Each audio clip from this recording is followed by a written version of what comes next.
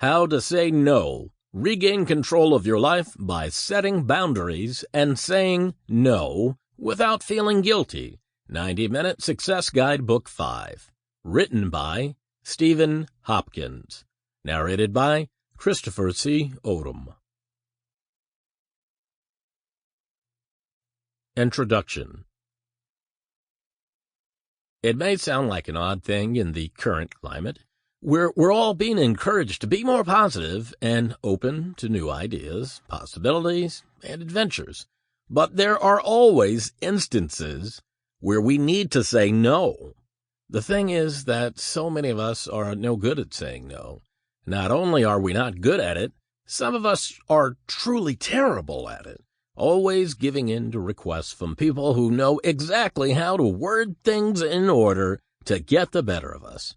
Such people can be salespeople who are looking to make their sales quotas for the month, but they can also be people much closer to us. It's not beyond the realms of possibility to believe that a close and dear friend or family member might take advantage of your kindness.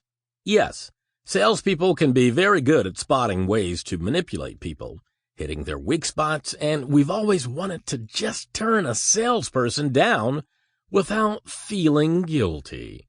But for some of us, there is something that just doesn't allow us to disappoint other people. Unfortunately, this is exactly what happens when we become accustomed to putting the needs of others before our own, and this is exactly the kind of behavior that this book is going to remove. The disappointing thing is that often when we say yes to things, we're forgetting what the real cost is to us as individuals. Sure, in saying yes, we're really helping another person out and lightening their load. But how about us?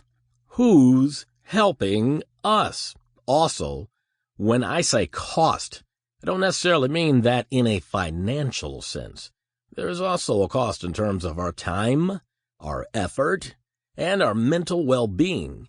These are all very important factors, and we often do ourselves a grave disservice by dismissing these concerns, opting instead to please others.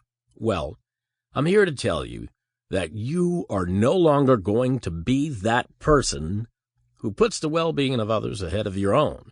You matter just as much as anybody else, and you are not going to let anybody treat you as if you're not. If you're reading this book, you already know that you're the sort of person who finds it difficult, if not impossible, to say no to others. But you need to understand that you are not being honest with yourself or with others when you agree to do something that you don't want to do. It's not always easy to be honest with those we love, but it can often be just as hard to be honest with total strangers.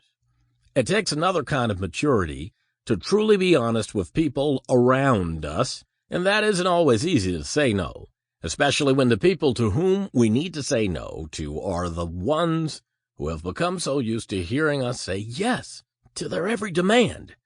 If you want to have honest relationships with the people around you, you need to respect them enough to give them honest decisions.